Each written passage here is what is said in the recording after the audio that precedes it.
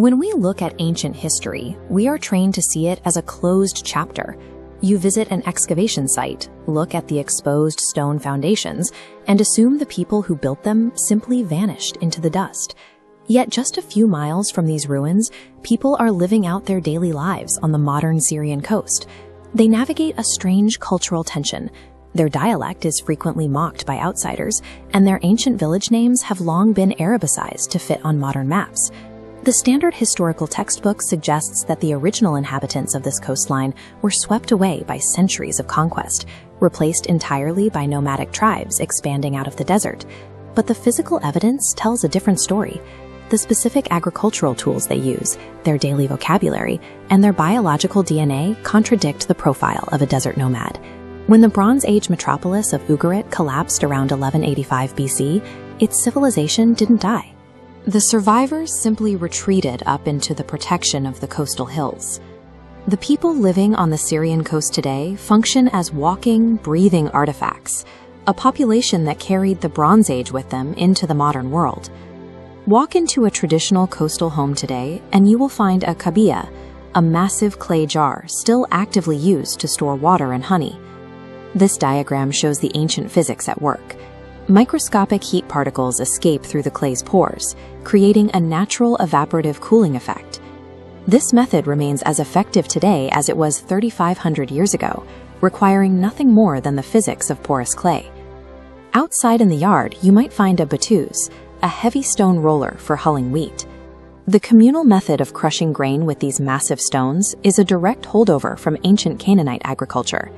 Their diet reflects the same continuity. The winter staples of dried figs, carob molasses, tahini, and wine form the exact Mediterranean triad of grain, oil, and grapes that fueled the ancient ports.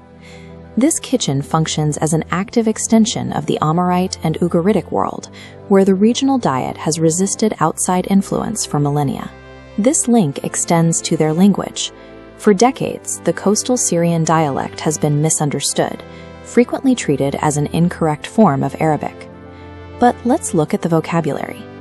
When a coastal local complains about the shub, the heavy heat of summer, they are using the exact 3,500-year-old Ugaritic word for a blazing flame. When they call a strong male donkey a car or draw water from a jube, they are pulling terms straight from ancient Canaanite dictionaries. Their pronunciation relies on the imala, shifting a sounds to e or e, and softens the harsh gof into a light glottal stop. These sounds evolved for fast-paced merchant trade along the Mediterranean coast, where ease of communication across different dialects was a priority. These phonetic rules were formally codified in the 30-letter Ugaritic cuneiform alphabet. As we can see in these specific markings, the system was designed with distinct wedges to capture these exact coastal vowel shifts. Everyday coastal speech preserves the specific phonetic rules established by the world's first alphabets. Confirmation of this survival story is written in their cells. Modern DNA testing separates the coastal populations from the monolithic regional narrative. This map shows a stark division. While Haplogroup J1 dominates the Arabian Peninsula, tracking with nomadic migrations, a concentrated pocket of Haplogroup J2 isolates along the Levantine coast. This J2 data reveals markers linking to the Hittites in Anatolia and Minoans on Crete. These markers show that millennia before Arabian migration, this region was a cosmopolitan trade hub, deeply connected to empires of the north and west. These markers suggest a population that maintained its core Mediterranean ancestry, even as empires and trade routes shifted around them. Today, when coastal families gather to harvest their crops, they call it the ana. This is a collective labor tactic designed thousands of years ago to weather the region's demanding geography.